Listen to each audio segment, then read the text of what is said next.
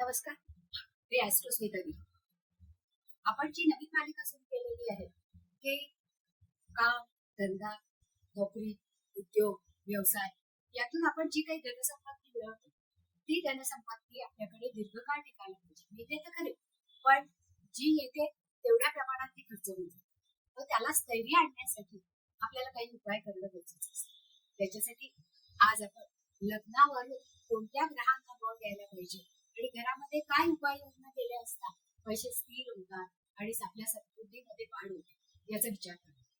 आतापर्यंत आपण तूळ लग्नापर्यंतच्या कुंडली पाहिलेल्या. आता आज आपण वृश्चिक लग्नाची कुंडली पाहणार. वृश्चिक लग्नाची कुंडली म्हणजे प्रथम स्थानामध्ये कुंडलीच्या बाबत वृश्चिक रास. वृश्चिक रास म्हणजे 8 आकडा.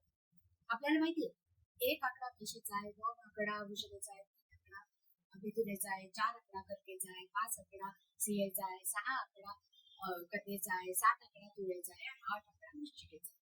म्हणजे ज्यावेळेस कुंडलीत आपण अशा पद्धतीने आकडे लिहितो त्यावेळेस पहिल्या स्थानामध्ये वृश्चिक लग्न येतं. आणि मग अशा या वृश्चिक लग्नाच्या लोकांनी कोणते उपाय केले असता, कोणत्या ग्रहांना बळ दिलं असता पैसा जास्त टिकू शकतो याचा आपण आज विचार करणार. तर वृश्चिक लग्न म्हणजे त्याच्यानंतर 4 भाव आपल्याला प्रामुख्याने बघावे. एक धनस्थान, दुसरं लाभस्थान, तिसरं भाग्यस्थान आणि चौथं कर्मस्थान. या 4 स्थानांचा आपण विचार करणार. तर आता धनस्थान म्हणजे लग्नानंतर येणारं दुसरं स्थान ते लगेच धनस्थान असतं. धनस्थान म्हणजे धनत्रिकोणाचा ते सगळ्यात वरचं टोक आहे. म्हणजे तिथून आपल्याला पैसा इझिली मिळतो. त्याच्यासाठी खूप सायास करावे लागत नाही. तर असं हे धनस्थान. याच्यामध्ये आता इथे 8 आकडा आला म्हणजे धनस्थानामध्ये 9 आकडे आहेत. 9 आकडा हा धनुराशीचा आहे आणि धनुराशीचा स्वामी गुरु आहे. तर गुरु हा एक ग्रह. आता लाभस्थानाचा स्वामी 6 आकडा आहे. 6 आकडा म्हणजे बुधाचा कन्या रास आहे. म्हणजे मग ती त्याचा स्वामी बुध आला. म्हणजे गुरु आणि बुध हे 2 ग्रह आपल्याला मिळाले. आता भाग्यस्थान की जे जे काही आपण कर्म घेऊन आलेलो आहोत किंवा आपल्याला कोणतं कर्म केल्यामुळे लाभ मिळणार आहे हे ठरवायचं स्थान हे लाभस्थान. लाभस्थान म्हणजे कुंडलीतलं 9वं स्थान. तर ते लाभस्थान इथे 4 आकडा आहे. म्हणजे तो कर्क राशीचा आहे. कर्क राशी चंद्र अधिपती आहे त्याचा.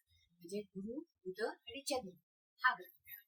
आता कर्मस्थान ज्याच्यासाठी आपण सगळं काही करतो पैसे मिळवण्यासाठी, व्यापार, उद्योग, व्यवसाय, नोकरी हे सगळं दशमस्थानावर येतं.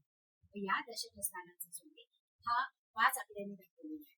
5 आकडा म्हणजे सिंह राशीचा म्हणजे रवी हा ग्रह मिळाला. म्हणजे आपल्याला एकंदर 4 ग्रह मिळाले. पहिला गुरु, दुसरा बुध, तिसरा चंद्र आणि चौथा रवी. मग ज्या लोकांची वृश्चिक लग्न आहे त्या लोकांनी या ग्रहांना बळ दिलंच पाहिजे. त्याचबरोबर त्या राहत्या घरामध्ये त्यांच्या राहत्या घरामध्ये आपल्याला काय काय बदल करता येतील हे आपण पाहतो.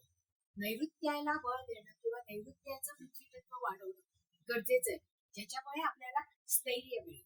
मग नैऋत्याला आपल्याला नैऋत्याच्या बाहेरच्या भागामध्ये पुष्कराज हे रत्न पुरवावं लागेल आणि त्याचबरोबर नैऋत्याला पिवळ्या रंगाचे दगड पिरामिडच्या शेपटी जर आपण रचून ठेवले, कुठल्याही दगड मोठ्या आकाराचे घेऊन त्याच्यावर पिवळा रंग देऊन जर ते ठेवले तर आपण तिथे पृथ्वी तत्व विराजित करतो, ज्याच्यामुळे स्थैर्य निर्माण होते.